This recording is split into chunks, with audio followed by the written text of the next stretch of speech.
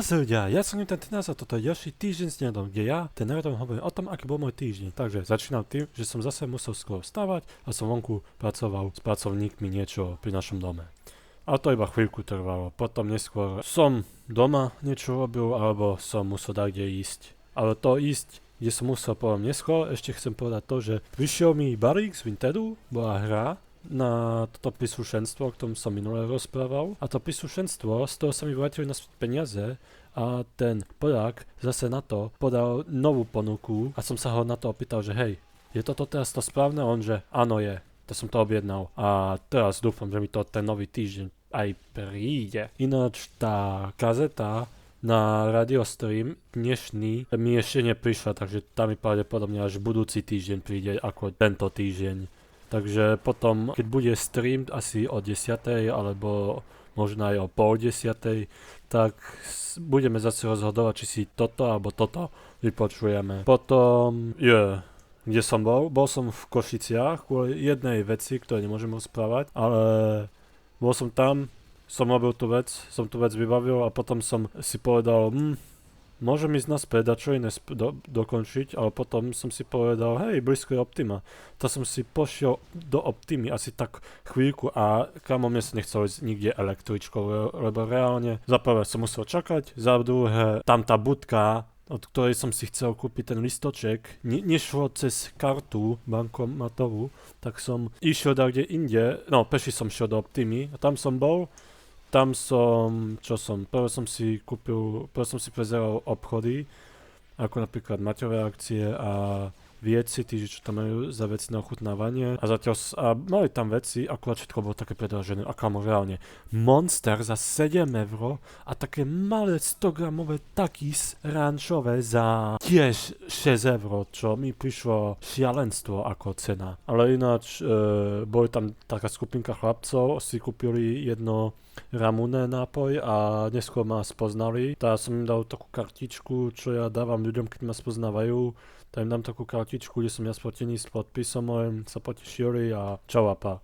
Potom som šiel do Billy, lebo viem, že v Bille predáva Duklok svoj nový nápoj. Ako kvapku novú príchuť. Tak to som tam nevedel som to nájsť medzi nápojmi, tak som našiel takú tetu, ktorá mi ten nápoj ukázala, kde je a ešte bol aj nerozbalený, takže aj ten mi rozbalil a som si zobral potom. To poviem na poročne zoberiem dve, že by som to zase dal možno Quentimu, jak minulé, čo si odo mňa odkúpil kvapku, ale nemal som drobné na duhy, takže som iba jeden kúpil. Sorry Quenty, ak toto vidíš. Ináč, čo ešte? Potom všetkým som šiel z Optimy, ešte som si šiel potom do Simonsburgu, bo to mi Quenty a Jajo odporúčili, že mám mať zachutnať, to som si tam u nich dal, akurát u nich je to úplne, že oni to nepredávajú tie svoje jedlá v menúčkach, ale osobitne. Tá som si iba ten cheeseburger a hranolky kúpil, ešte som možno aj mal si dať ten milkshake, ale nedal som si. Tak potom som ja z Optimy šiel peši až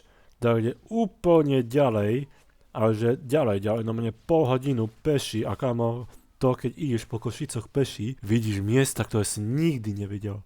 Ale vidíš veľa prírody. A u nich je tá príroda pekná, aj keď to sú len samé stromy, alebo neviem čo iného. Potom, čo som tam, nakoniec som na jednu električku nastúpil, myslel som si, že ma odvezie do toho miesta, kde som sa ešte musel ukázať, ale nie, odviezla ma iba do autobusovej stanice naspäť a som si povedal, no dobre, to už tam pôjdem zase peši. To som tam pošiel peši tak pol hodinu, už som mi aj mobil vybil tou cestou a potom som už šiel na tú jednu ďalšiu asi električku a potom som šiel domov autobusom, ale predtým, keď som chcel už ísť domov asi všetko nakrútiť ako TikToky, tak ma moja mama zavolala a že hej, ideš s nami ešte na nákup a že to som šiel na nákup, tam som si našiel dačo na ochutnávanie, čo uvidíte zajtra, pozajtra TikTok a toto bolo väčšinou všetko, čo som také zažil za svoj týždeň. Ešte dneska bude ten radiostream a uvidím, jak bude ďalší týždeň. Dúfam, že bude dosť v pohode. Ináč, čo som si také vo svete všimol, málo vecí.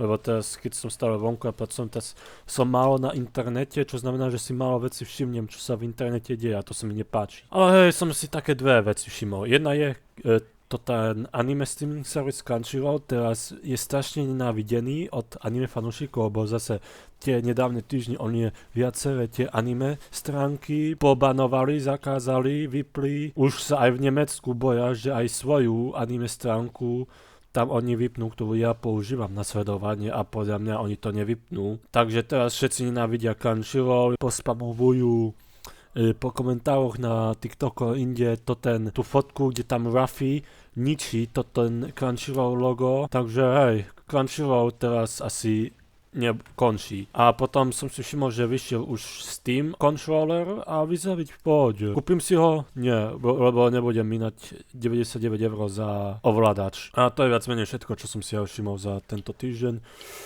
Mám veci na ochutnávanie, dúfam, že už budú unboxingy ďalšie. A ináč vám prajem pekný zvyšok dňa. Ja som tam 13.